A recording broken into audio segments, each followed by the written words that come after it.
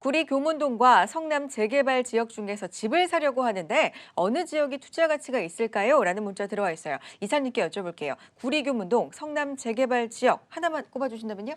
네, 사실 이 질문에 대해서는 제가 네. 이렇게 답변드리면 좋을 것 같습니다. 최근에 우리가 뭐 이런 얘기들 많이 하잖아요. 정부에서 최근에 뭐 규제를 굉장히 네. 심하게 하고 있는데 이렇게 뭐 규제 지역으로 지정이 되면 그 지역에 투자를 하라고 찍어주는 거다. 뭐 오히려.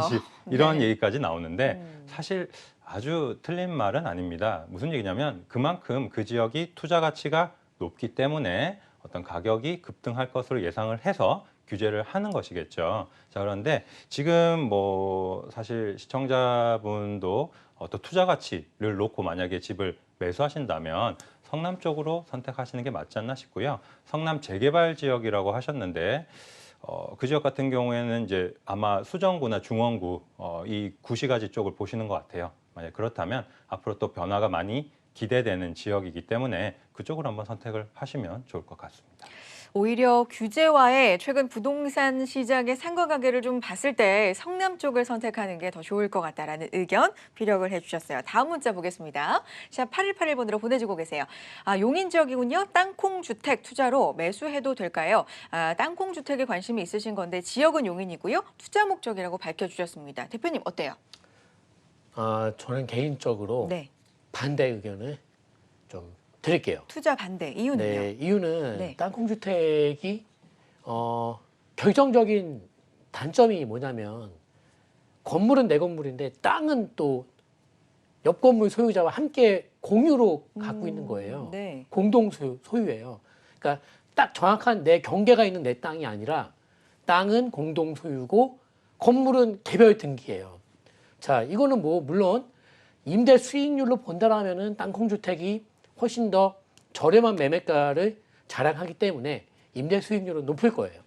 다만 우리가 이런 건물을 소유함에 있어서 가장 중요한 건 나중에 그 건물이 또 노후됐을 때 내 마음대로 내가 원하는 그 땅에 건물을 지을 수 있어야 되는데 이런 재산권 행사에 제약이 따를 수 있다는 것이죠. 그래서 이 땅콩주택이 처음에는 언론에 크게 회자됐습니다만 네. 이게 어느 순간 묻혀버린 거예요. 저는 개인적으로 그 전체 땅콩주택 관련된 어떤 토지 공유 관계자가 어떤 전부 다 가족이나 친인척 관계가 아니라면 좀 고려해 보시면 어떨까 싶어요. 재고해 보시는 때. 그래요.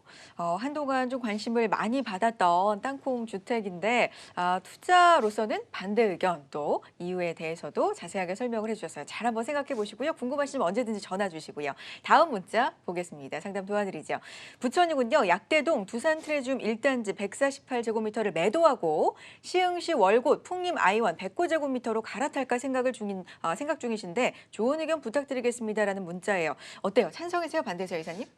이건 크게 고민할 필요가 없을 것 그래요? 같습니다. 저는 뭐 반대 의견 당연히 드려야 될 것 네. 같은데요. 지금 부천 약대동 두산이브 트레듐 여기 이제 계시다가 시흥 월곶 쪽으로 이제 가신다고 말씀하셨는데 사실 뭐 월곶이 앞으로 이제 월곶 판교선의 출발지이기도 하고요. 인근에 뭐 새 아파트들도 많이 들어오고 해서 사실 뭐 환경의 변화가 많이 일어난 것은 사실이긴 합니다만 아무리 그렇다 하더라도 부천 이 일기 신도시의 인프라를 무시할 수는 없겠죠. 자, 이미 뭐 일기 신도시의 어떤 인프라를 다 공유하고 있으면서 연식도 뭐 트레듐 같은 경우에는 그렇게 오래되지 않았는데 굳이 이 아파트를 매도하고 월곶 쪽으로 가신다는 것은 사실은 어떤 제 생각은 이런 생각까지 듭니다. 네네. 오히려 뭐 어떤 특수한 목적이 있으신 게 특별한, 아닌가 네. 뭐 이런 생각까지 드는데 투자적인 측면에서 봤을 때는 그렇게 하실 필요는 전혀 없을 것 같습니다. 그래요. 네. 투자에 좀 더 무게를 실어 봤을 때는 일단 갈아타기 반대 의견을 주셨는데 말씀해 주신 것처럼 뭐 특수한 목적이 있다 하신다면 1:1 대면 상담도 저희 있으니까요. 전화 통해서 신청해 주시기 바랍니다. 다음 문자 보겠습니다. 삼성동 아이파크 주변 구축 빌라 향후 전망 어떻게 보고 계시는지요? 대표님의 의견 여쭤볼까요?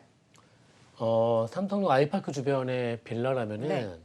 봉은중학교 쪽이에요. 그러니까 봉은사역 네. 근처인데 그 동네가 조금 이제 노후된 건물들이 있거든요. 저층에 단독주택가와 빌라가 섞여 있는데 네.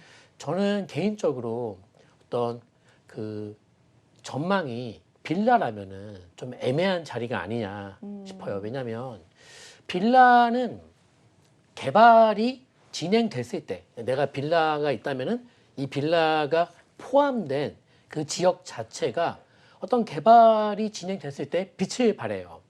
그런데 지금 언급 주신 자리는 지금 말씀하신 자리는 큰 단독주택들이 많이 있는 동네인데 그분들 개발을 정말 단일도 원하지 않아요.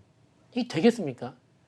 노후도도 물론 충족이 안 돼 있습니다만은 노후도가 충족된다 한들 그분들이 그 값비싼 단독주택을 팔고 아파트 준다 그러면 감사합니다 하실 상황이 아니거든요. 그러니까 이런 구축 빌라나 구빌라의 경우에는 일단 빌라는 강북권을 보시는 게 맞아요. 오늘 네. 계속적으로 안내해 드리지만은 도심권, 마포권, 동부권, 용산권 보는 게 맞고 그리고 꼭 구축 빌라만을 고집할 필요가 없어요.